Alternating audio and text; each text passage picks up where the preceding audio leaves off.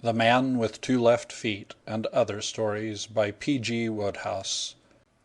At Geisenheimers. Recording by Michael Yard. As I walked to Geisenheimers that night, I was feeling blue and restless, tired of New York, tired of dancing, tired of everything. Broadway was full of people hurrying to the theaters. Cars rattled by. All the electric lights in the world were blazing down on the Great White Way, and it all seemed stale and dreary to me. Geisenheimers was full as usual. All the tables were occupied, and there were several couples dancing already on the floor in the center. The band was playing Michigan. I want to go back, I want to go back to the place where I was born, far away from harm, with the milk pail on my arm. I suppose the fellow who wrote that would have called for the police if anyone had ever really tried to get him on to a farm, but he has certainly put something into the tune which makes you think he meant what he said. It's a homesick tune, that. I was just looking round for an empty table when a man jumped up and came towards me, registering joy as if I had been his long-lost sister. He was from the country, I could see that. It was written all over him, from his face to his shoes. He came up with his hand out, beaming. "Why, Miss Roxborough." "Why not?" I said. "Don't you remember me?" I didn't.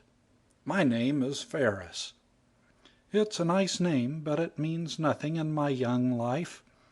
I was introduced to you last time I came here. We danced together." This seemed to bear the stamp of truth. If he was introduced to me, he probably danced with me. It's what I'm at Geisenheimers for. "When was it?" "A year ago, last April." You can't beat these rural charmers. They think New York is folded up and put away in camphor when they leave, and only taken out again when they pay their next visit. The notion that anything could possibly have happened since he was last in our midst to blur the memory of that happy evening had not occurred to Mr. Ferris. I suppose he was so accustomed to dating things from when I was in New York that he thought everybody else must do the same. "Why, sure, I remember you," I said. "Algernon Clarence, isn't it?" "Not Algernon Clarence. My name's Charlie." My mistake. And what's the great scheme, Mr. Ferris? Do you want to dance with me again?" He did. So we started. Mine not to reason why, mine but to do and die, as the poem says. If an elephant had come into Geisenheimers and asked me to dance, I'd have had to do it. And I'm not saying that Mr. Ferris wasn't the next thing to it. He was one of those earnest, persevering dancers, the kind that have taken 12 correspondence lessons. I guess I was about due that night to meet someone from the country. There still come days in the spring when the country seems to get a stranglehold on me and start in pulling. This particular day had been one of them. I got up in the morning and looked out of the window, and the breeze just wrapped me round and began whispering about pigs and chickens. And when I went out on Fifth Avenue there seemed to be flowers everywhere. I headed for the park, and there was the grass all green, and the trees coming out, and a sort of something in the air. Why, say, if there hadn't have been a big policeman keeping an eye on me, I'd have flung myself down and bitten chunks out of the turf. And as soon as I got to Geisenheimers they played that Michigan thing. Why, Charlie from Squeedunk's entrance couldn't have been better worked up if he'd been a star in a Broadway show. The stage was just waiting for him. But somebody's always taking the joy out of life. I ought to have remembered that the most metropolitan thing in the metropolis is a rustic who's putting in a week there. We weren't thinking on the same plane, Charlie and me. The way I had been feeling all day, what I wanted to talk about was last season's crops.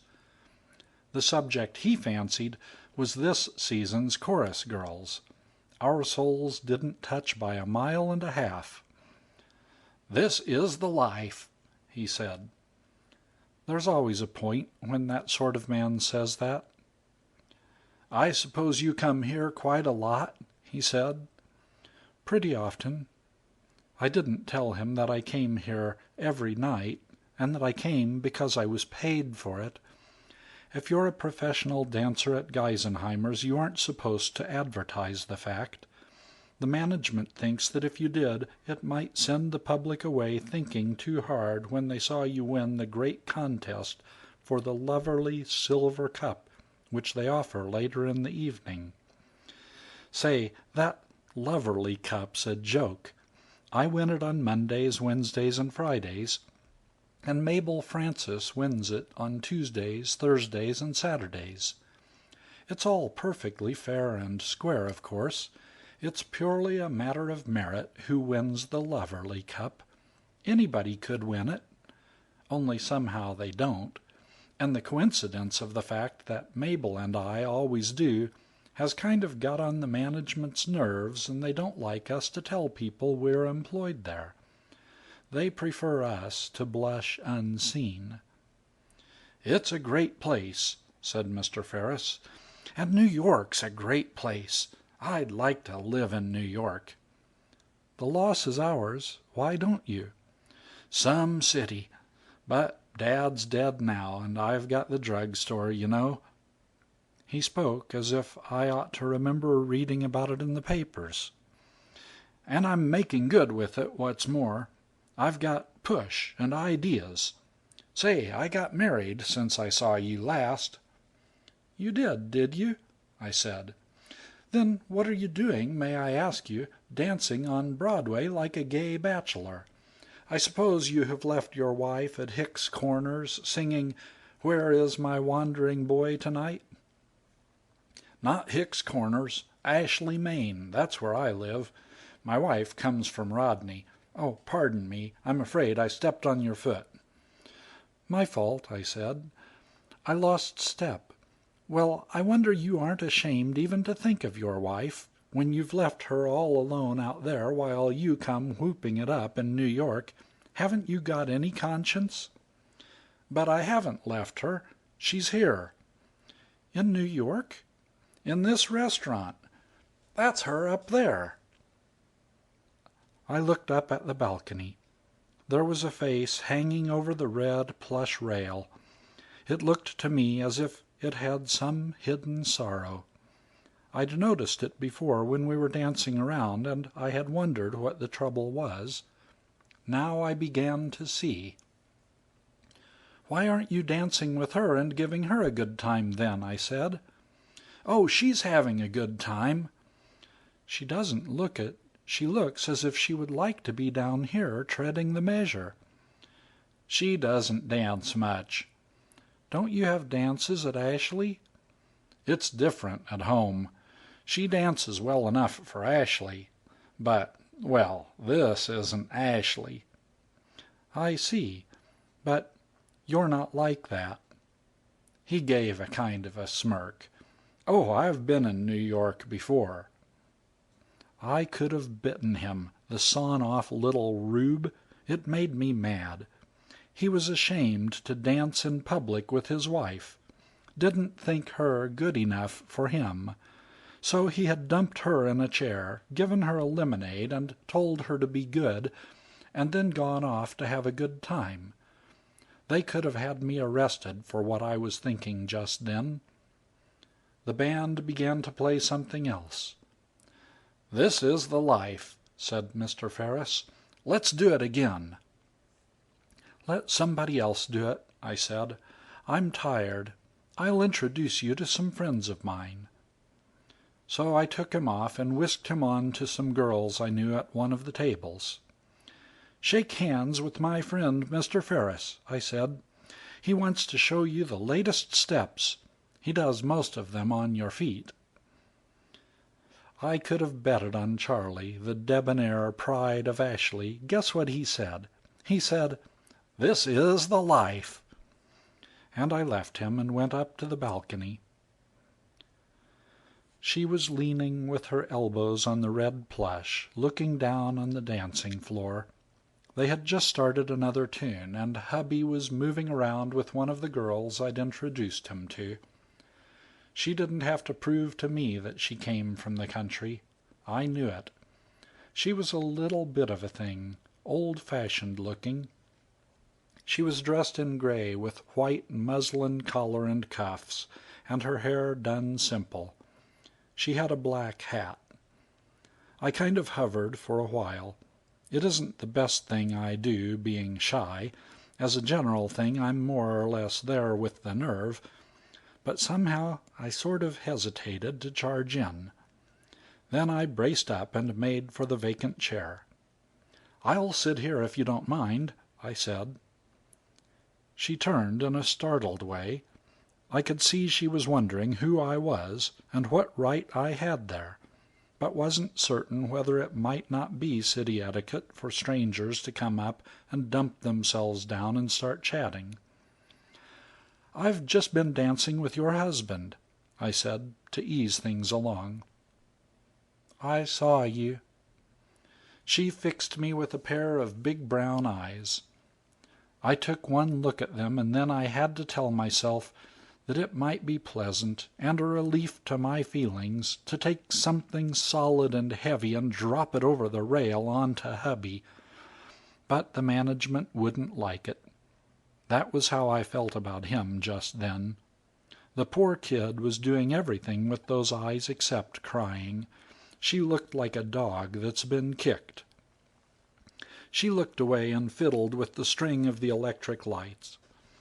There was a hat pin lying on the table. She picked it up and began to dig at the red plush. "Ah, come on, sis," I said. "Tell me all about it." "I don't know what you mean." "You can't fool me. Tell me your troubles." "I don't know you." "You don't have to know a person to tell her your troubles. I sometimes tell mine to the cat that camps out on the wall opposite my room. What did you want to leave the country for, with summer coming on?" She didn't answer, but I could see it coming, so I sat still and waited. And presently she seemed to make up her mind that even if it was no business of mine, it would be a relief to talk about it. "We're on our honeymoon. Charlie wanted to come to New York. I didn't want to, but he was set on it. He's been here before. So he told me. He's wild about New York. But you're not?" "I hate it." "Why?" She dug away at the red plush with the hat pin, picking out little bits and dropping them over the edge. I could see she was bracing herself to put me wise to the whole trouble. There's a time comes when things aren't going right, and you've had all you can stand, when you have got to tell somebody about it, no matter who it is. "I hate New York," she said, getting it out at last with a rush. "I'm scared of it. It isn't fair, Charlie bringing me here. I didn't want to come. I knew what would happen. I felt it all along." "What do you think will happen, then?" She must have picked away at least an inch of the red plush before she answered. It's lucky Jimmy, the balcony waiter, didn't see her. It would have broken his heart. He's as proud of that red plush as if he had paid for it himself. "When I first went to live at Rodney," she said, 2 years ago, we moved there from Illinois. There was a man there named Tyson, Jack Tyson. He lived all alone and didn't seem to want to know anyone. I couldn't understand it till somebody told me all about him. I can understand it now.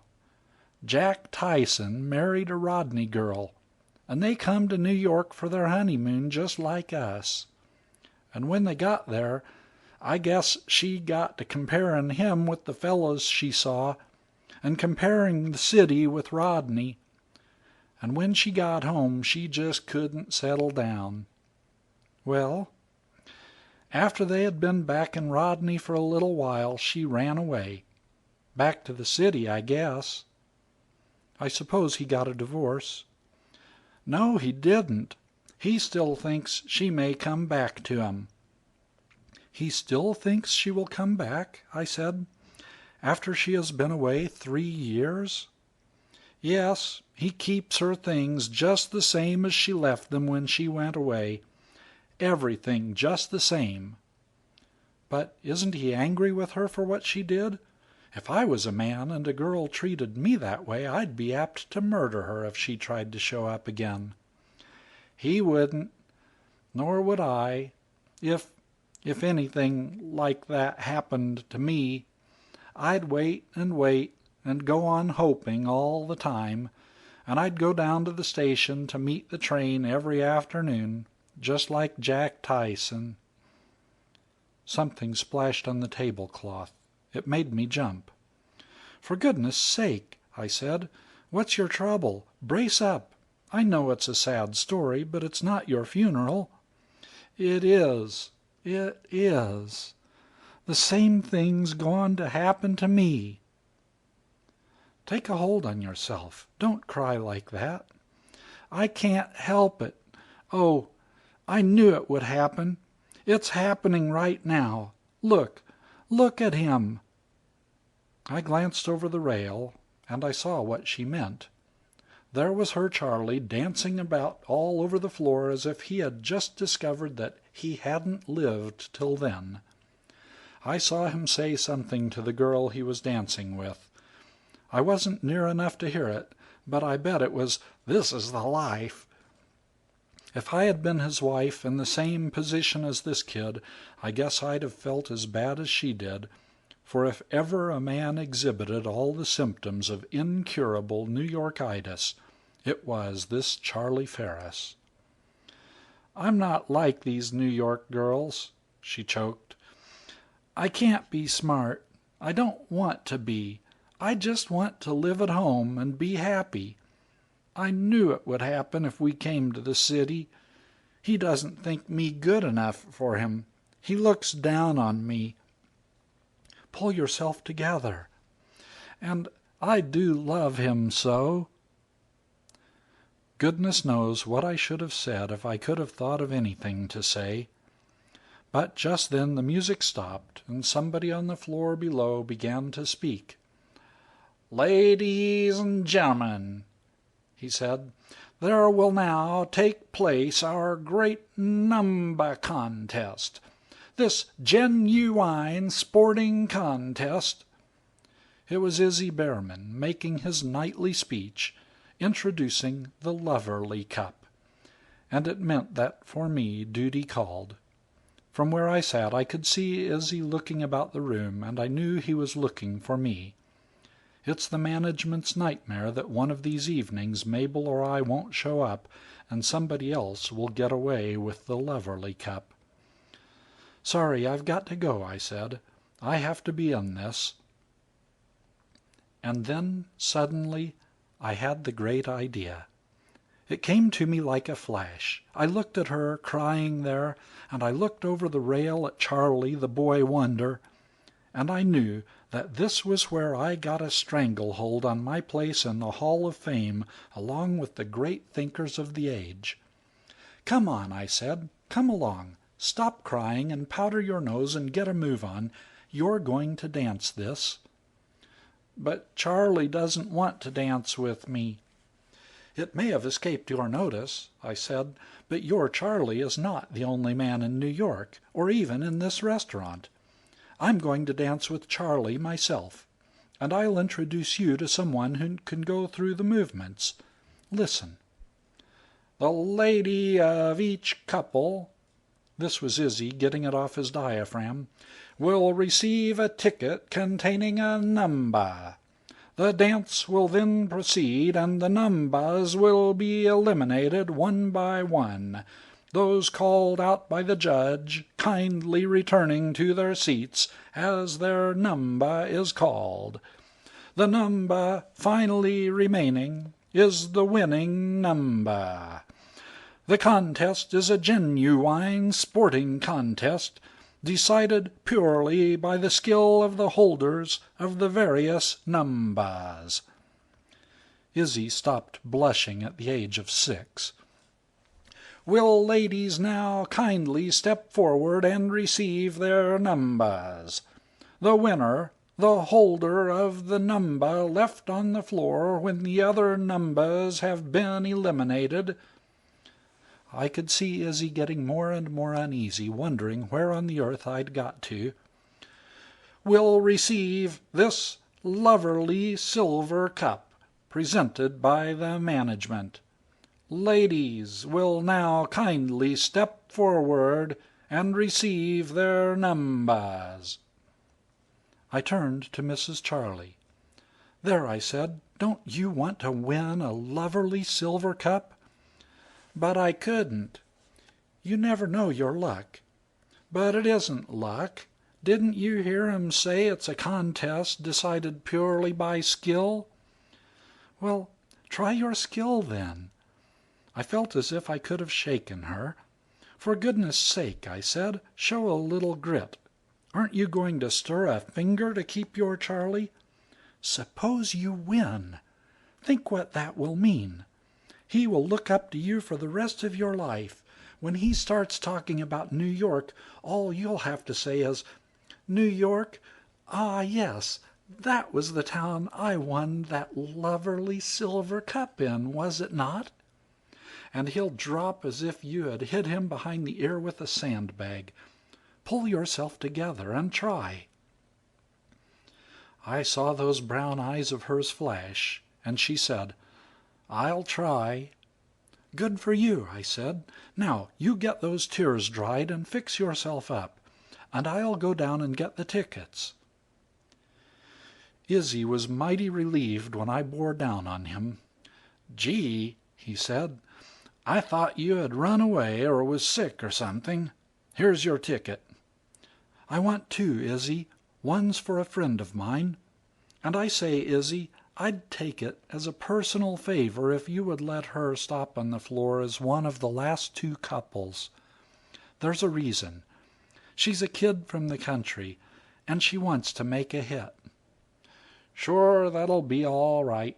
Here are the tickets. Yours is 36. Hers is 10. He lowered his voice. "Don't go mixing them." I went back to the balcony. On the way I got hold of Charlie. "We're dancing this together," I said. He grinned all across his face. I found Mrs. Charley looking as if she had never shed a tear in her life. She certainly had pluck, that kid. "Come on," I said. "Stick to your ticket like wax, and watch your step." I guess you've seen these sporting contests at Geisenheimers. Or if you haven't seen them at Geisenheimers, you've seen them somewhere else. They're all the same. When we began, the floor was so crowded that there was hardly elbow room. Don't tell me there aren't any optimists nowadays. Everyone was looking as if they were wondering whether to have the Loverly Cup in the sitting room or the bedroom. You never saw such a hopeful gang in your life. Presently Izzy gave tongue. The management expects him to be humorous on these occasions, so he did his best. "Numbers 7, 11, and 21 will kindly rejoin their sorrowing friends." This gave us a little more elbow room, and the band started again. A few minutes later, Izzy once more. "Numbers 13, 16, and 17. Goodbye." Off we went again. "Number 12, we hate to part with you, but back to your table." A plump girl in a red hat, who had been dancing with a kind of smile, as if she were doing it to amuse the children, left the floor. "Numbers 6, 15, and 20. Thumbs down." And pretty soon the only couples left were Charlie and me, Mrs. Charlie and the fellow I'd introduced her to, and a bald-headed man and a girl in a white hat. He was one of your stick-at-it performers. He had been dancing all the evening. I had noticed him from the balcony. He looked like a hard-boiled egg from up there. He was a trier, all right, that fellow, and had things been otherwise, so to speak, I'd have been glad to see him win. But it was not to be. Ah, no. "Number 19, you're getting all flushed. Take a rest." So there it was, a straight contest between me and Charlie, and Mrs. Charlie and her man. Every nerve in my system was tingling with suspense and excitement, was it not? It was not. Charlie, as I've already hinted, was not a dancer who took much of his attention off his feet while in action. He was there to do his darndest, not to inspect objects of interest by the wayside. The correspondence college he'd attended doesn't guarantee you to do two things at once. It won't bind itself to teach you to look round the room while you're dancing. So Charlie hadn't the least suspicion of the state of the drama. He was breathing heavily down my neck in a determined sort of way, with his eyes glued to the floor. All he knew was that the competition had thinned out a bit, and the honor of Ashley, Maine, was in his hands. You know how the public begins to sit up and take notice when these dance contests have been narrowed down to two couples? There are evenings when I quite forget myself, when I'm one of the last two left in, and get all excited. There's a sort of hum in the air, and as you go round the room, people at the tables start applauding. Why, if you didn't know about the inner workings of the thing, you'd be all of a twitter. It didn't take my practiced ear long to discover that it wasn't me and Charlie that the great public was cheering for. We would go round the floor without getting a hand, and every time Mrs. Charlie and her guy got to a corner, there was a noise like election night. She sure had made a hit. I took a look at her across the floor, and I didn't wonder. She was a different kid from what she'd been upstairs. I never saw anybody look so happy and pleased with herself.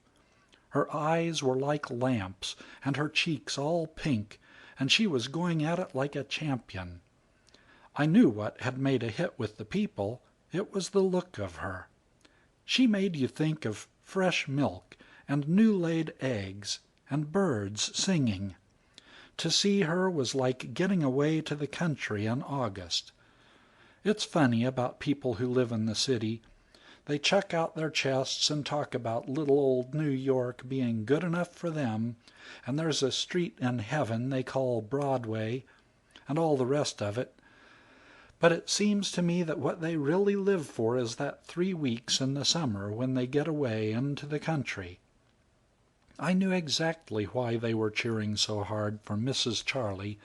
She made them think of their holidays which were coming along, when they would go and board at the farm and drink out of the old oaken bucket and call the cows by their first names. Gee, I felt just like that myself. All day the country had been tugging at me, and now it tugged worse than ever.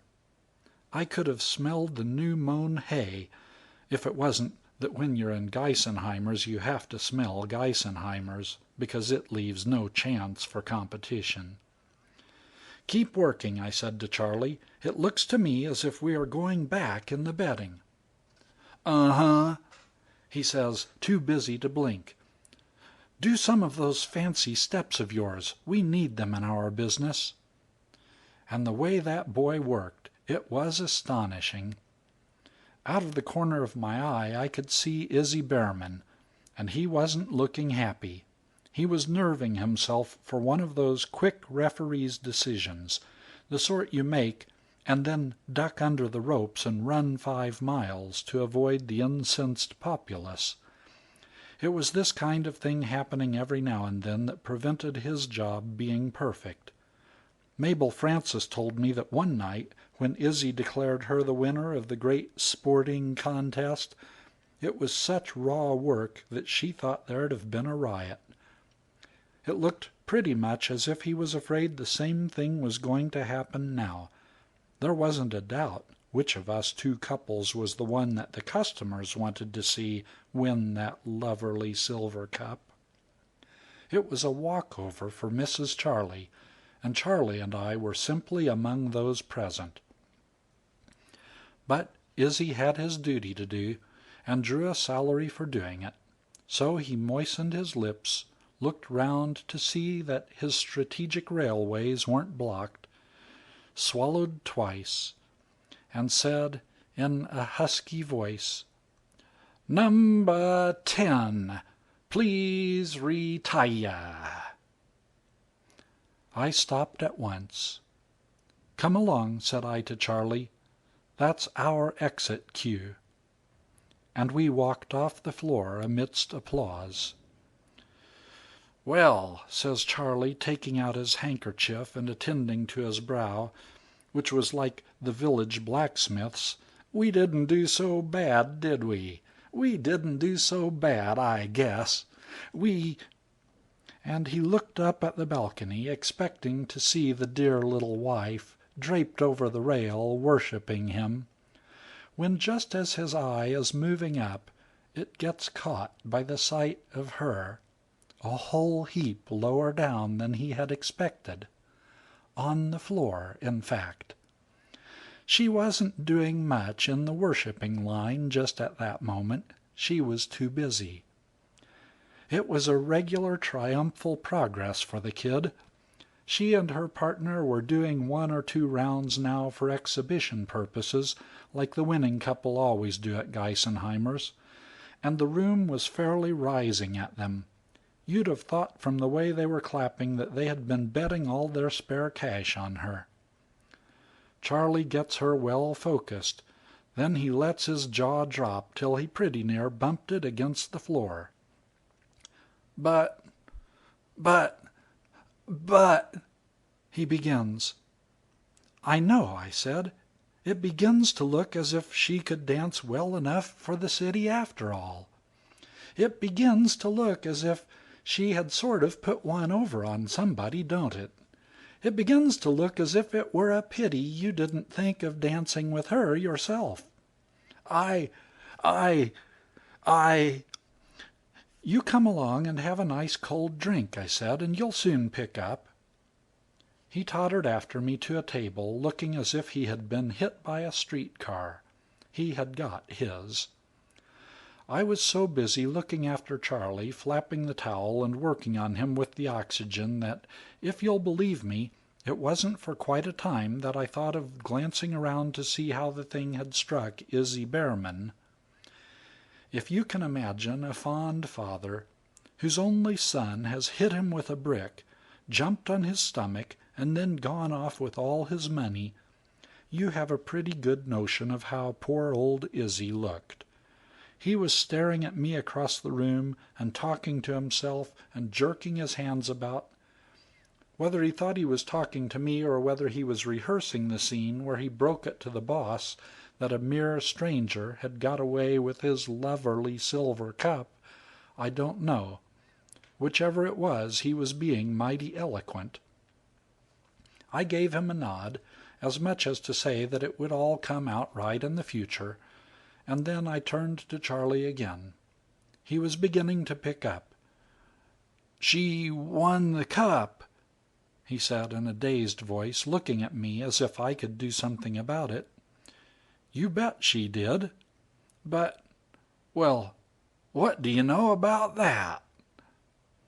I saw that the moment had come to put it straight to him. "I'll tell you what I know about it," I said. "If you take my advice, you'll hustle that kid straight back to Ashley or wherever it is that you said you poison the natives by making up the wrong prescriptions, before she gets New York into her system. When I was talking to her upstairs, she was telling me about a fellow in her village who got it in the neck just the same as you're apt to do." He started. "She was telling you about Jack Tyson?" "That was his name, Jack Tyson. He lost his wife through letting her have too much New York. Don't you think it's funny she should have mentioned him if she hadn't had some idea that she might act just the same as his wife did?" He turned quite green. "You don't think she would do that?" "Well, if you'd heard her, she couldn't talk of anything except this Tyson and what his wife did to him. She talked of it sort of sad, kind of regretful, as if she was sorry, but felt that it had to be. I could see she had been thinking about it a whole lot." Charlie stiffened in his seat and then began to melt with pure fright. He took up his empty glass with a shaking hand and drank a long drink out of it. It didn't take much observation to see that he had had the jolt he wanted, and was going to be a whole heap less jaunty and metropolitan from now on. In fact, the way he looked, I should say he had finished with metropolitan jauntiness for the rest of his life. "I'll take her home tomorrow," he said. "But will she come?" "That's up to you. If you can persuade her. Here she is now. I should start at once." Mrs. Charlie, carrying the cup, came to the table. I was wondering what would be the first thing she would say. If it had been Charlie, of course, he'd have said, "This is the life." But I looked for something snappier from her. If I had been in her place, there were at least 10 things I should have thought of to say, each nastier than the other. She sat down and put the cup on the table. Then she gave the cup a long look. Then she drew a deep breath. Then she looked at Charlie. "Oh, Charlie, dear," she said, "I do wish I'd been dancing with you." Well, I'm not sure that wasn't just as good as anything I could have said. Charlie got right off the mark. After what I had told him, he wasn't wasting any time. "Darling," he said humbly, "you're a wonder. What will they say about this at home?" He did pause here for a moment, for it took nerve to say it, but then he went right on. "Mary, how would it be if we went home right away, first train tomorrow, and showed it to them?" "Oh, Charlie," she said. His face lit up as if somebody had pulled a switch. "You will? You don't want to stop on? You aren't wild about New York?" "If there was a train," she said, "I'd start tonight. But I thought you loved the city so, Charlie." He gave a kind of shiver. "I never want to see it again in my life," he said. "You'll excuse me," I said, getting up. "I think there's a friend of mine wants to speak to me." And I crossed over to where Izzy had been standing for the last 5 minutes, making signals to me with his eyebrows. You couldn't have called Izzy coherent at first. He certainly had trouble with his vocal cords, poor fellow. There was one of those African explorer men used to come to Geisenheimers a lot when he was home from roaming the trackless desert, and he used to tell me about tribes he had met who didn't use real words at all, but talked to one another in clicks and gurgles. He imitated some of their chatter one night to amuse me, and believe me, Izzy Behrman started talking the same language now, only he didn't do it to amuse me. He was like one of those gramophone records when it's getting into its stride. "Be calm, Isidore," I said. "Something is troubling you. Tell me all about it." He clicked some more, and then he got it out. Say, are you crazy? What did you do it for? Didn't I tell you as plain as I could? Didn't I say it 20 times when you came for the tickets that yours was 36? Didn't you say my friend's was 36? Are you deaf? I said hers was 10. Then, I said handsomely, say no more. The mistake was mine. It begins to look as if I must have got them mixed. He did a few Swedish exercises. Say no more. That's good. That's great. You've got nerve, I'll say that. It was a lucky mistake, Izzy. It saved your life. The people would have lynched you if you had given me the cup. They were solid for her. What's the boss going to say when I tell him? Never mind what the boss will say. Haven't you any romance in your system, Izzy? Look at those two sitting there with their heads together. Isn't it worth a silver cup to have made them happy for life? They're on their honeymoon, Isidore. Tell the boss exactly how it happened and say that I thought it was up to Geisenheimers to give them a wedding present. He clicked for a spell. Ah, he said. Ah, now you've done it. Now you've given yourself away. You did it on purpose. You mixed those tickets on purpose. I thought as much. Say, who do you think you are, doing this sort of thing? Don't you know that professional dancers are 3 for 10 cents? I could go out right now and whistle and get a dozen girls for your job. The boss'll sack you just 1 minute after I tell him. No, he won't, Izzy, because I'm going to resign. You'd better. That's what I think. I'm sick of this place, Izzy. I'm sick of dancing. I'm sick of New York. I'm sick of everything. I'm going back to the country. I thought I had got the pigs and chickens clear out of my system, but I hadn't. I've suspected it for a long, long time, and tonight I know it. Tell the boss, with my love, that I'm sorry, but it had to be done, and if he wants to talk back, he must do it by letter. Mrs. John Tyson, Rodney, Maine, is the address.